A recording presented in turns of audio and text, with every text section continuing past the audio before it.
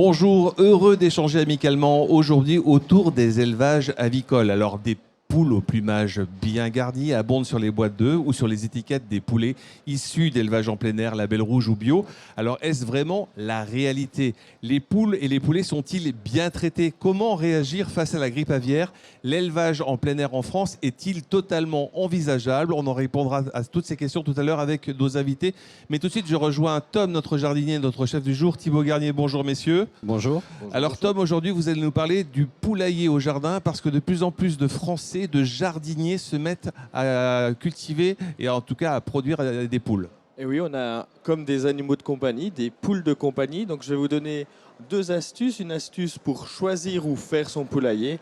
Et en deuxième, on va parler un petit peu de l'avantage ou des inconvénients. Parce que si on fait mal son poulailler, des poules dans son jardin, ça peut être une vraie catastrophe. Donc on parlera de ça tout à l'heure. Merci Tom, on se retrouve tout à l'heure. Thibaut Garnier, bonjour. Alors tout de suite, j'ai oublié le jingle évidemment. On passe en cuisine.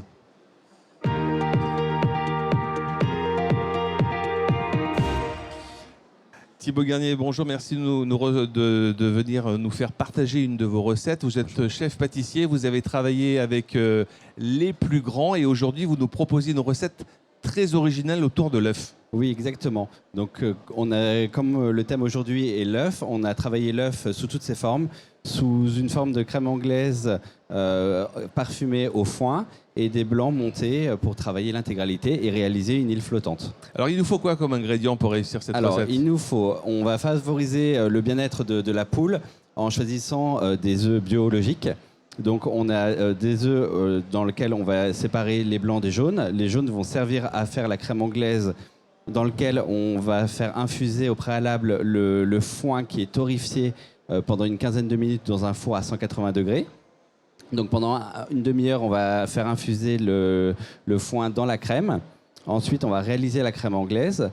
Et ensuite, séparément, on va réaliser les blancs d'œufs qui vont être montés avec un tout petit peu de sucre et cuits au four pendant 6 à 8 minutes. Qu'est-ce qu'apporte le foin? On l'a vu cette semaine avec la viande, ça apporte un petit plus à la viande. Qu'est-ce que va apporter le foin dans cette recette qui est quand même un dessert, on le rappelle? Exactement. Alors le foin, en fait, est très riche en parfums. On va retrouver des saveurs de miel, des saveurs un petit peu épicées, chaudes, des notes chaudes. Et en fait, c'est ça qui va vraiment être intéressant dans ce dessert-là. On va vraiment avoir un dessert qui va être original. Eh bien, on se retrouve tout à l'heure pour voir un petit peu les étapes et la réussite de cette recette. Merci. Thibaut Garnier. Alors effectivement, les préoccupations principales des citoyens, des consommateurs qui ressortent des études concernent les conditions de vie des animaux d'élevage. Alors accès au plein air, bénéficiant de la lumière naturelle, aération, confort des litières, liberté de mouvement, faible densité d'animaux. On en est où aujourd'hui? Est-ce que tout le monde joue le jeu? On en parlera dans quelques instants avec nos invités. Mais tout de suite, on accueille Géraldine Maréchal. Bonjour. Bonjour. Vous êtes éleveuse de poules pondeuses, mais labellisées. Oui, c'est ça. Je suis éleveuse de poules pondeuses plein air label rouge en Ile-de-France, en Seine-et-Marne. Et Philippe Pancher, bonjour. Vous êtes éleveur de poulets label rouge. Bonjour Philippe. Oui, je suis éleveur de poulets label rouge en Sarthe, poulets de Loué, et aussi président des fermiers de Loué, où notre coopérative donc, a 1200 éleveurs, où il y a à peu près 300 éleveurs de poules pondeuses, label rouge et bio. Donc on pourra en parler. Moi, la première question que j'ai envie de vous poser, est-ce que l'élevage industriel n'a pas un peu terni l'image de tous les éleveurs de poules pondeuses, de poulets de chair en France? Non, il y a un marché pour les deux productions. Nous, depuis le départ, en poule pondeuse, c'était en 1988. La coopérative existe depuis 1958 en ce qui concerne les volailles de chair, le poulet, donc toutes ces espèces que l'on élève. Après est venu un peu plus tard, en 1988, la poule pondeuse de Loué, label rouge et bio. À cette époque-là, il est vrai qu'on nous prenait un petit peu pour des éluberlus parce que la poule pondeuse était élevée autrement. Nous, on a voulu favoriser l'élevage plein air. Est-ce que je repose peut-être ma question, est-ce que ces éleveurs industriels, on en parle beaucoup aujourd'hui avec tous les scandales qu'il y a eu dans ces élevages, ça n'a pas un peu terni le bio, le label rouge, etc.? Non, parce que nous communiquons sur notre façon de faire, nous ouvrons nos exploitations. On a fait de l'animation en ce moment au salon. Il y a 365 jours à louer qui est sur ma veste et qui permet à chaque consommateur de venir voir ce que l'on fait, comment on élève nos volailles. Et il y a une part des consommateurs qui recherchent ce type d'élevage, ce type de produit. On a les pâtissiers, les boulangers de Sarthe qui consomment nos œufs parce qu'on a été les voir, on a expliqué comment fonctionnaient nos élevages. On a des densités réduites de poules pondeuses à l'intérieur des bâtiments avec des parcours pour un bâtiment, c'est 5 hectares. C'est l'équivalent de 5 terrains de foot de plein air avec des arbres arborés et qui servent pour nos parcours de volailles. Alors Géraldine Maréchal, vous, ça fait 2 ans que vous vous êtes lancée dans l'aventure. Oui, c'est ça. C'est une reconversion Oui. à 40 ans. Ouais. Votre mari est agriculteur. Oui. Vous avez décidé de sauter le pas et de devenir éleveuse de poules pondeuses. Pourquoi avoir choisi déjà cet élevage, ce type d'élevage ? Déjà, c'était la volonté de travailler pour soi, la naissance d'un 3e enfant, donc la difficulté d'équilibrer vie personnelle et vie professionnelle. Le marché de l'œuf s'est considérablement transformé les 5-6 dernières années. En fait, aujourd'hui, un œuf sur 2 consommé en France est issu d'un élevage plein air. Donc plein air, conventionnel, biologique ou label rouge. Et donc en fait, il y a eu pendant cette période-là l'opportunité de construire de nouveaux poulaillers pour répondre à cette demande. C'est quoi un petit peu les normes aujourd'hui pour être labellisé label rouge ou bio ? Est-ce qu'il y a des normes en termes de surface, d'alimentation ? Parce que l'alimentation, c'est important. Je crois que vous avez une idée intéressante, c'est-à-dire que vous utilisez vos céréales pour les donner directement à vos animaux. Ça, c'est le circuit court le plus idéal possible. Oui, on essaie, c'est-à-dire que on fait d'abord label rouge, après biologique, donc il y a les cahiers des charges qu'il faut suivre à la lettre. Il y a un nombre de volailles au mètre carré dans le bâtiment. Après, il y a un nombre de mètres carrés de surface de parcours qui est réglementé, que l'on doit suivre. Le nombre d'arbres plantés sur ces parcours.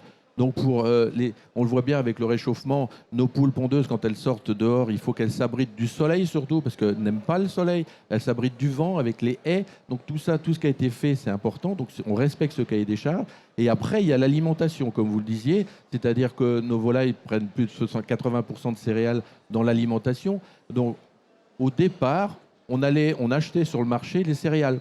On pouvait aller les chercher à Rouen et les envoyer à Rouen de nos élevages, puisqu'on est en général éleveurs et céréaliers. Donc nos céréales partaient de notre ferme, allaient à Rouen, revenaient sur Loué.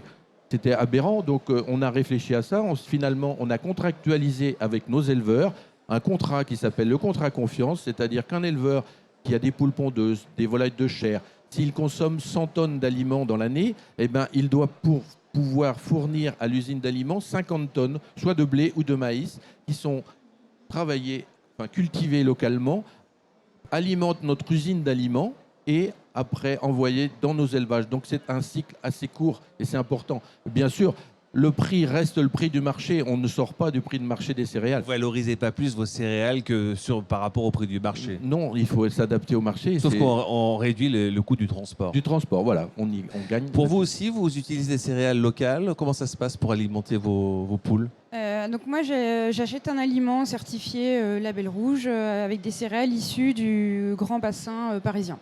C'est quoi l'alimentation labellisée label rouge ? Qu'est-ce qu'il y a dedans ?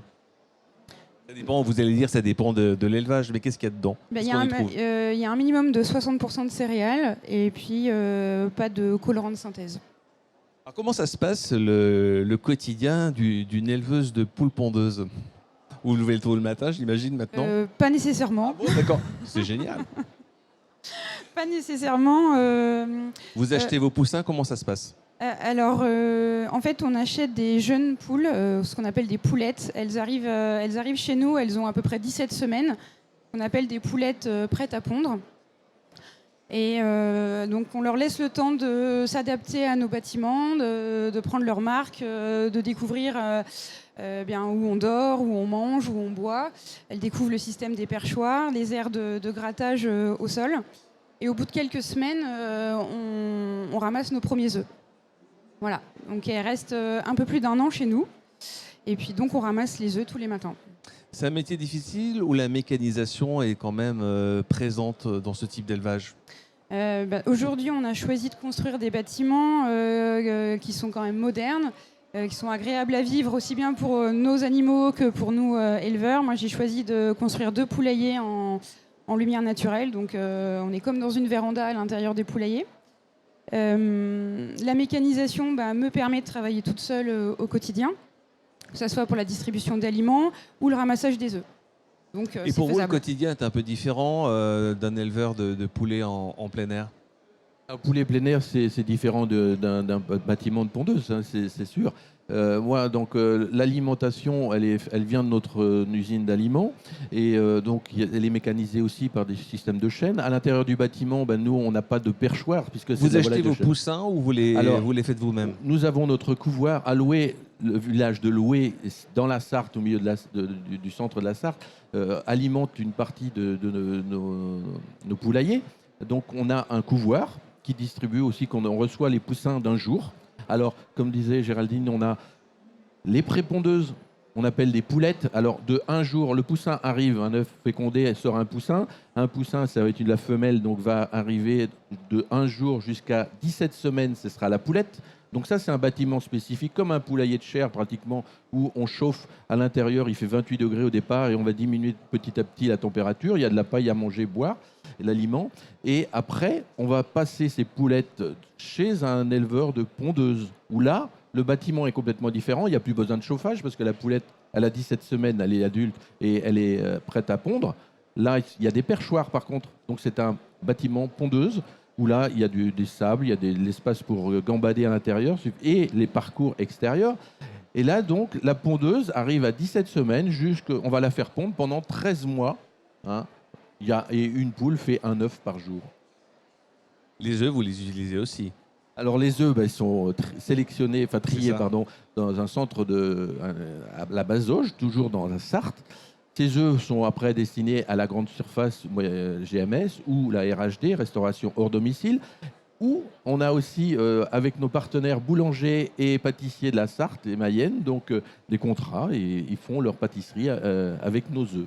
La génétique, ça se passe comment pour les poules pondeuses et pour les poulets en plein air? Vous choisissez votre génétique? Comment ça se Alors, passe? on a un choix de plusieurs souches, mais on est quand même encadré, encore une fois, par le label rouge. En fait, le label rouge nous impose de choisir des souches de poules rustiques, donc adaptées au plein air, avec un tempérament plutôt assez marqué, des poules curieuses qui aiment gratter, explorer, qui sont faites vraiment pour sortir. Pour vous, c'est pareil? C'est la même chose. Donc on travaille avec un partenaire qui nous fournit la génétique, parce que aujourd'hui, il y a deux vendeurs de poules pondeuses sur le marché. Et donc, on travaille, comme le disait Géraldine, en fonction de ce qui est donné sur le cahier des charges. Et moi qui suis éleveur de poulets de chair, j'adore aller voir mes collègues éleveurs pondeuses, parce qu'une pondeuse, c'est attachant. Vous allez dans le poulailler, elles vont vous suivre, elles vont s'accroupir pour que vous les caressiez. Et un poulet, c'est complètement différent. Ça nous regarde, mais il n'y a pas d'attachement Il n'y a possible. pas d'histoire d'amour entre l'éleveur et le Voilà. poulet, c'est Mais ça? les poulettes et les pondeuses, c'est très attachant. Il y a beaucoup de femmes agricultrices qui Oui. choisissent l'élevage avicole, en tout cas les poules pondeuses. Oui, c'est vrai. En fait, alors j'ai pas les statistiques, mais on est beaucoup de femmes à gérer des poulaillers. En fait, ça s'explique parce que l'espèce, c'est vrai c'est un petit animal, donc c'est plus facile à manipuler, c'est moins impressionnant qu'un bovin, mais ça n'en reste pas moins technique comme métier, quoi. Qu'est-ce qu'en pense votre mari de cette reconversion, Je pense qui est qu'il dans le public d'ailleurs, on le salue? Je pense qu'il est content. Fier de vous. Et J'espère. vous êtes fier de vous. Ouais, oui. Et pour les poulets, c'est plutôt les garçons, non? Non, faut pas. Moi, Faut pas systématiser. Non, tout à fait. Moi, j'ai des éleveurs qui s'occupent de pondeuses. Ils sont amoureux de leurs pondeuses quand ils en parlent. Et comme le dit Géraldine, c'est très technique. On a des poulettes qui arrivent à 17 semaines. Pendant 13 mois, on va les bichonner. Parce que bon, il faut. L'idéal, c'est toujours l'économie qui prend le dessus, où il faut à peu près produire plus de 300 œufs dans l'année pour une bonne poule. Donc il faut bien voir son comportement, la suivre. Il faut faire des visites régulières dans le bâtiment. Nous, on a aussi beaucoup d'exploitantes, de femmes qui sont revenues sur les exploitations. Et c'est ce qu'on recherche aussi, avoir des exploitations familiales à taille humaine. Et donc, avec des poulaillers de ces surfaces-là, c'est possible. Mais on a des hommes qui s'occupent très bien de leurs poules Oui, il également. y a des hommes aussi. On retrouve tout de suite Tom le jardinier qui nous parle justement de l'implantation des poulaillers au jardin.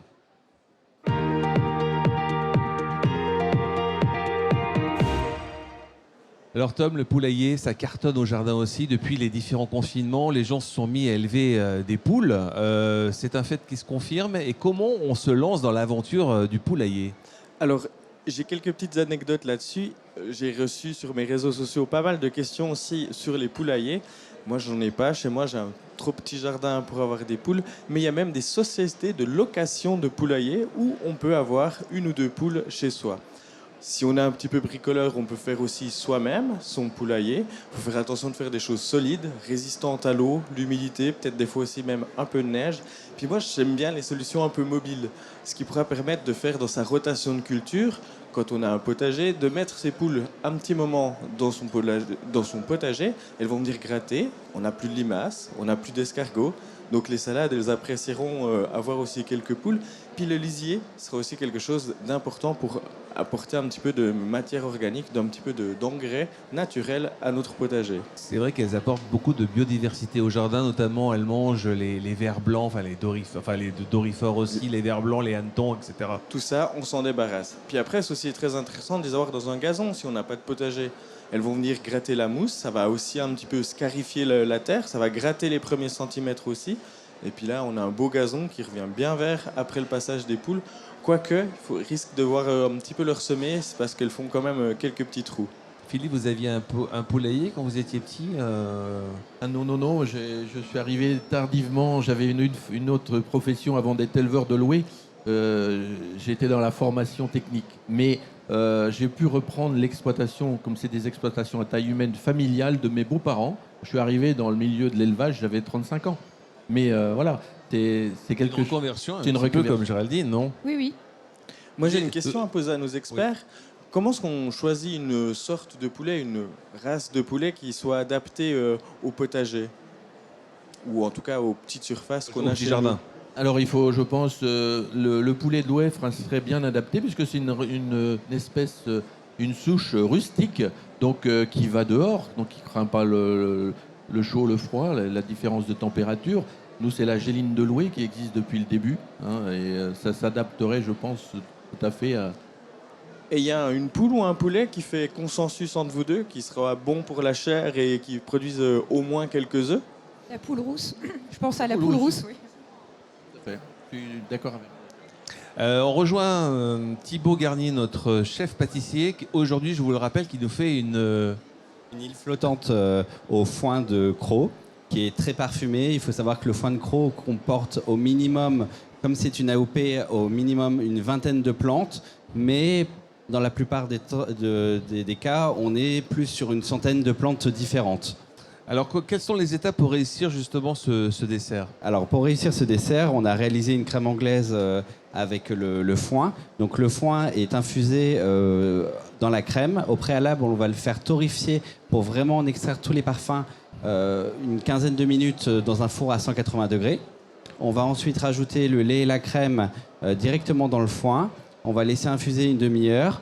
Une fois que cette infusion est réalisée, on va rajouter les œufs et le sucre ensemble.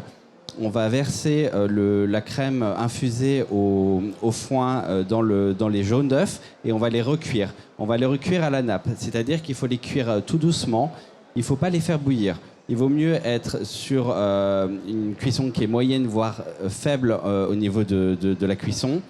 Il faut mieux que la cuisson se fasse dans le temps, qu'elle soit plus longue que trop forte. C'est-à-dire on programme la On peut plaque sur combien? 2, 3 Sur 2, 3, voilà, et on peut monter jusqu'à 5, mais pas plus. Vraiment, ce qui est important, c'est de ne pas dépasser les 83 degrés au niveau de la température pour avoir vraiment une belle crème anglaise qui soit vraiment onctueuse. Sinon, on va cuire l'œuf et on aura un goût d'omelette qu'on ne recherche pas du tout ici. Et ensuite, qu'est-ce qu'on fait alors? Alors ensuite, pendant que la crème anglaise est réalisée, on la fait refroidir. Une fois qu'elle est refroidie, on va monter les blancs d'œufs avec un tout petit peu de sucre. On va les former soit avec des cuillères, soit avec une poche à douille. On va les saupoudrer 2 fois de sucre. Ce qui fait qu'on va créer une croûte de sucre, ça va apporter un petit peu de croquant. et on va les cuire à 160 degrés pendant 6 à 8 minutes. Ils vont gonfler, ils vont légèrement colorer comme on peut le voir dans les assiettes. Donc une fois que tout est Donc, réalisé... pas sur la position grille, hein, sur Ah non, un four. position chaleur tournante, vraiment à 160 degrés, pas plus fort. Ensuite, on va réaliser un caramel avec moitié d'eau que de sucre.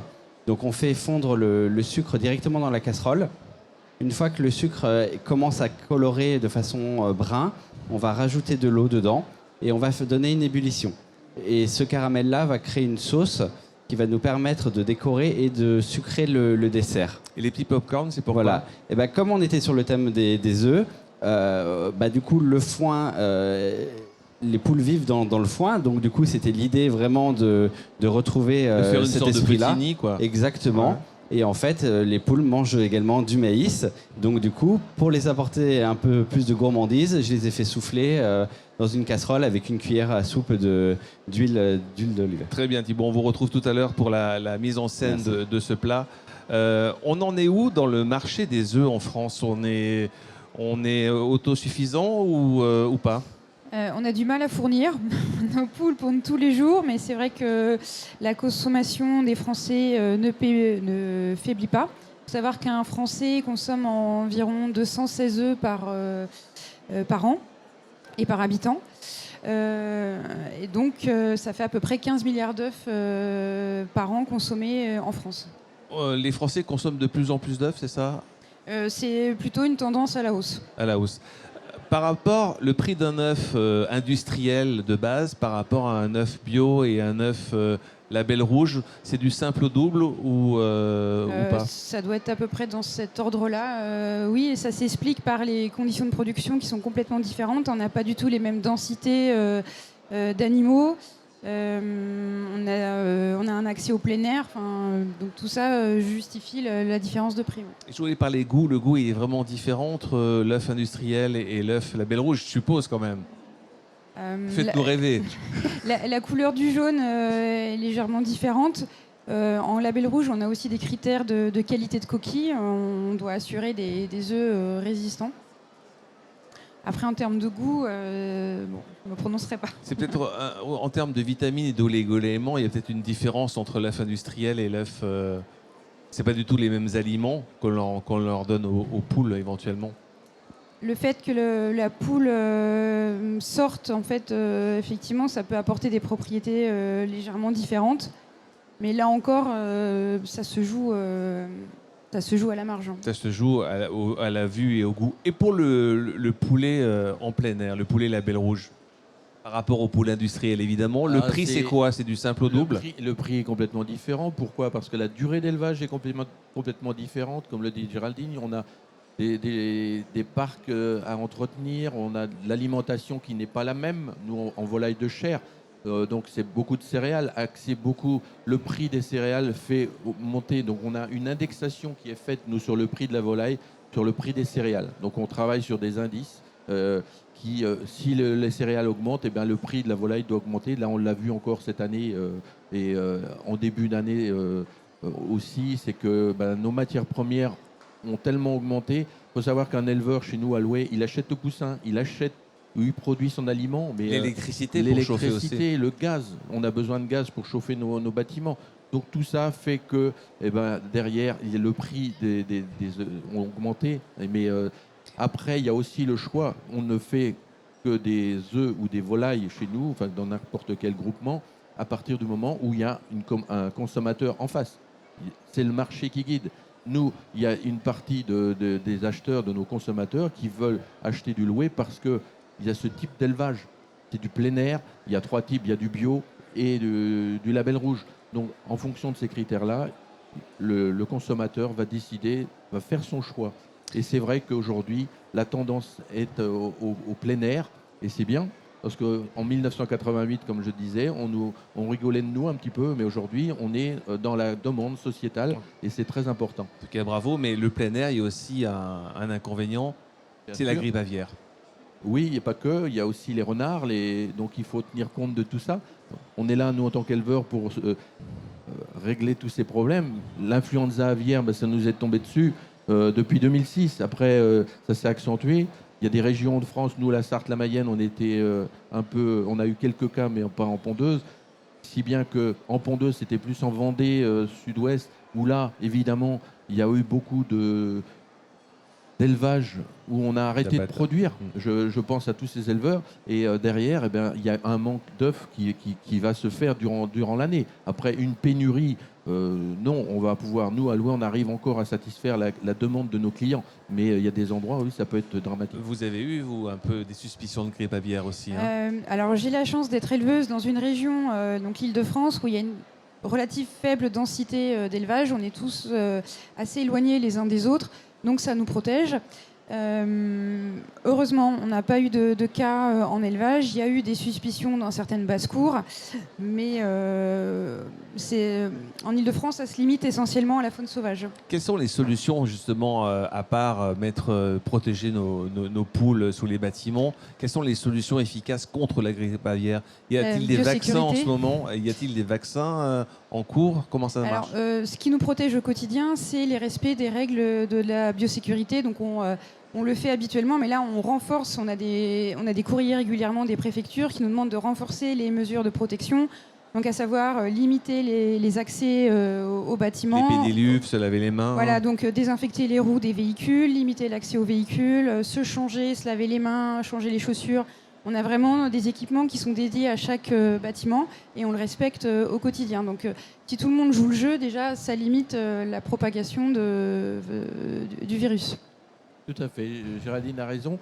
Et nous, depuis qu'on a travaillé là-dessus, depuis les premiers cas de grippe aviaire en 1997, on a travaillé sur la biosécurité, donc sur toutes ces mesures que tu as citées. Et derrière, on a eu aussi un retour, moins de cas de salmonelle. Donc vous voyez, il y a un effet bénéfique en travaillant sur un axe. On en a eu une deuxième conséquence qui était intéressante pour nous. Et après, il y a aussi ce qui est prévu, le vaccin, mais il y a les espèces. Si on prend l'influenza aviaire, les volailles plus à risque, c'est le canard, après la dinde, la poule pondeuse et le poulet. Donc, en fonction de ça, il est prévu de vacciner d'abord les canards, il me semble. Élevage intensif, élevage extensif, même rapport par rapport à la grippe aviaire ou pas? C'est un virus, donc ça peut toucher une basse-cour comme un élevage. Donc en fait, il n'y a pas d'effet protecteur d'avoir plus ou moins d'animaux. Vous avez. Est-ce qu'il y a des poules, des poulets plus résistants à la grippe aviaire que d'autres? On parlait de génétique il n'y a pas longtemps ou pas? Non, c'est les espèces, comme je disais, c'est plus le canard c'est ça. qui est subi l'influenza aviaire au départ. La communication est importante aujourd'hui, la communication à tout azimut, grand public ou pas, pour mettre en lumière la qualité de ces volailles ou de ces œufs. C'est important, je pense, d'avoir un contact avec nos consommateurs, de leur montrer comment on travaille. On n'a pas grand-chose à cacher, hein. On est régulièrement contrôlé par des organismes extérieurs, par des vétérinaires, par des techniciens. Donc malheureusement, avec les règles de biosécurité, nos élevages, on peut difficilement les ouvrir au public. Mais c'est vrai que quand on a des occasions comme aujourd'hui de communiquer, je pense qu'il faut le faire, quoi. Tout à fait. Nous, on est là aujourd'hui sur le salon, dans le hall 1. On accueille nos consommateurs. On fait de l'éclosion en direct de poussins. Et c'est très important. On ouvre nos fermes, comme je disais tout à l'heure, aux consommateurs. C'est un peu plus difficile avec l'influenza aviaire, mais c'est très riche pour les échanges entre consommateurs et éleveurs.